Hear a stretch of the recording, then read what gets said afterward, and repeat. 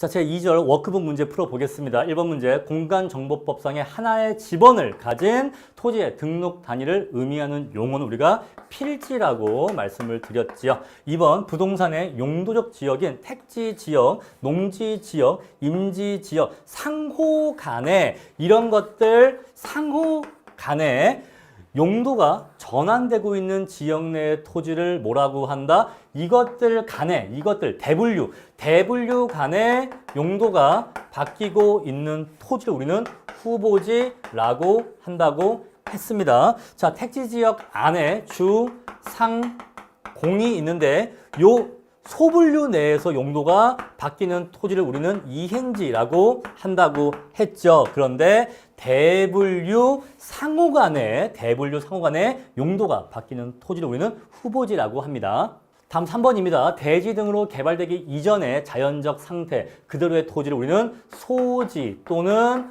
원지라고 한다고 공부를 했고요. 도로와 접하고 있지 않은 그 어떤 면으로도 도로와 닿아 있지 않은 구획 내부의 토지를 우리는 맹지라고 공부를 했습니다.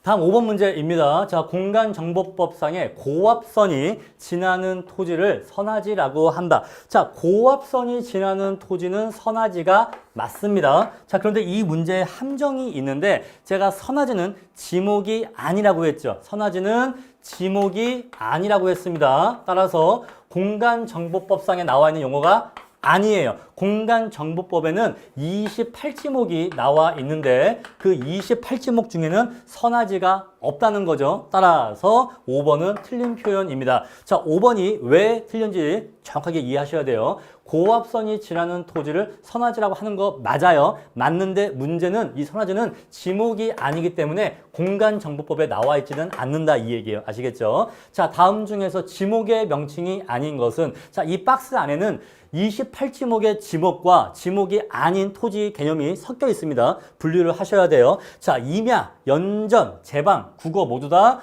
지목이 맞아요. 그런데 맹지라고 하는 것은 도로에 접해 있지 않은 토지를 말한다고 했죠. 자, 법지는 뭐였죠? 경사면 토지를 법지라고 했죠. 둘 다 모두 지목이 아니고요. 자, 제가 공장 용지는 별도의 지목이 존재한다고 말씀을 드렸습니다. 따라서 지목이 대인 토지는 공장을 지을 수가 없고 공장을 지으려면 지목이 공장 용지인 토지 위에 지어야 한다고 말씀을 드렸어요. 다음에 사찰 용지 나와 있는데 사찰 용지는 제가 말씀드렸습니다만 그냥 종교 용지로 지목이 나와 있지 종교 용지라는 지목만 있지 교회 용지, 사찰 용지 이렇게 종교별로 지목이 구분되어 있지 않습니다. 자, 그리고 선화지 역시 방금 말씀드렸죠. 선화지 지목이 아니다. 자, 목장 용지는 실제로 있는 지목이 맞고요. 공지 역시 자, 건물을 짓고 난 나머지 토지를 공지라고 하는데 역시 공지 역시 지목이 아니에요. 자, 이처럼 자, 28지목 공부하셔서 자, 이러한 용어들 중에서 지목인 것과 지목이 아닌 것을 구분하실 수 있어야 됩니다. 다음 7번입니다. 땡땡이 법률상의 단위 개념인데 반하여 자, 법률상 나왔으면 게임 끝났죠?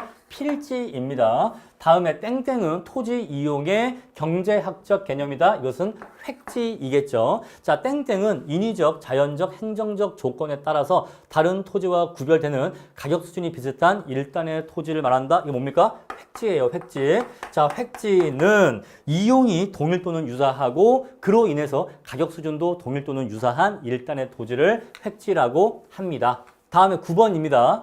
나지는 지상에 건물이 없고 맞죠? 지상에 건물 없어야 되죠. 토지의 사용 수익을 제약하는 사법상, 공법상의 제약을 받지 않는 토지를 말한다. 그러네 하고서 동그라미 치면 안 되는 겁니다. 여기에 어떤 함정이 있죠? 사법상 제약을 받지 않는 토지는 맞아요. 하지만 모든 토지는 공법상 제약을 받는다고 했기 때문에 공법상 제약을 받지 않는 토지는 제가 없다고 말씀을 드렸습니다. 따라서 이건 틀린 표현이에요. 아시겠죠? 나지는 지상에 건물이 없고 사법상의 제약이 없는 토지를 나지라고 합니다. 하지만 공법상의 제약은 받아요. 따라서 9번은 틀린 문장. 자, 10번. 지상에 건축물이 없는 토지로서 없대. 건물 없대요. 자, 공법상의 규제와 사법상의 규제를 모두 받는다? 어떤 토지죠? 저지이죠. 저지. 저지는 지상에 건물은 없지만 사법상의 제약은 받기 때문에 이러한 토지 우리는 저지라고 합니다. 다음에 11번입니다. 용도적 지역 내에서, 여러분 여기서 용도적 지역은요, 대분류라고 이해하시면 돼요. 대분류.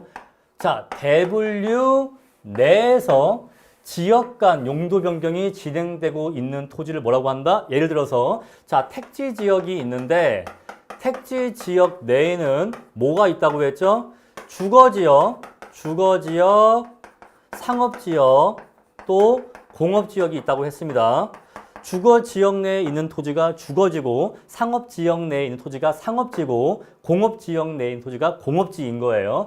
자, 용도적 지역 내에서, 이 내에서 지역 간의 용도 변경이 이루어지고 있는 토지를 우리는 이행지라고 한다고 공부를 했죠. 아시겠죠? 대분류 내에서 소분류 간의 용도 변경이 이루어지고 있는 토지 우리는 이행지라고 합니다. 이 문장의 표현을 정확하게 이해하셔야 돼요. 자, 12번. 땡땡은 일정한 용도로 제공되고 있는 바닥 토지를 말한다. 게임 끝났죠. 부지를 얘기합니다. 부지. 자, 우리 아까 공부했지만 지목이 대인 토지가 있었죠. 지목이 대인 토지는 주거용, 상업용으로 이용할 수가 있었고요. 자, 그런데 택지, 그다음에 유사한 용어로서 건축법상의 대지는 공장을 지을 수 있기 때문에 더 큰 범위라고 했고요. 다음에 부지가 가장 큰 개념이라고 했습니다. 여러분, 부지는 그 위에 건물이 없다 하더라도 부지로 분류될 수가 있어요. 뭐 철도 부지, 하천 부지, 도로 부지 이런 식으로 지상에 건물이 없다 하더라도 일정한 용도에 이용되고 있는 바닥 토지를 말하기 때문에 부지는 지상에 건물이 있다 없다를 넘어서는 아주 포괄적인 토지 개념이 됩니다. 다음 13번입니다. 땡땡은 소유권은 인정되지만 이용 실익이 없거나 적은 토지를 말한다. 이거 뭐죠? 법지죠. 법지, 경사면 토지. 법지는 소유권은 인정되지만 어디에?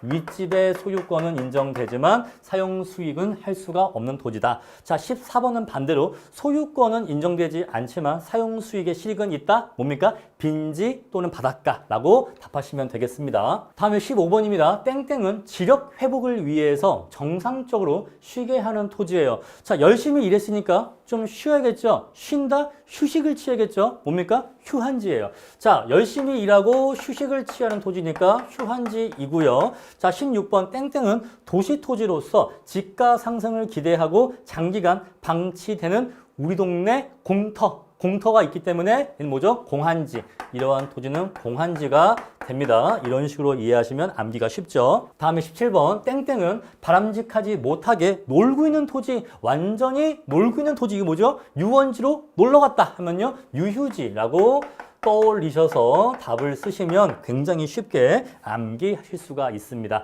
자, 18번 부동산 활동에 따른 토지 분류 중에서 지적 공부에 등록된 토지가 등록되어 있었는데 물 밑으로 가라앉아서 잠긴 토지가 무엇이냐? 포락지입니다. 포락지는 그 소유권이 자동으로 국유가 된다고 말씀을 드렸어요. 아시겠죠? 자, 19번입니다. 건부 감가가 존재하는 경우에는 자, 토지 가치가 100% 발휘되지 못하고 있습니다. 자, 이 경우에는 건부지 가격이 나지 가격을 하회하죠.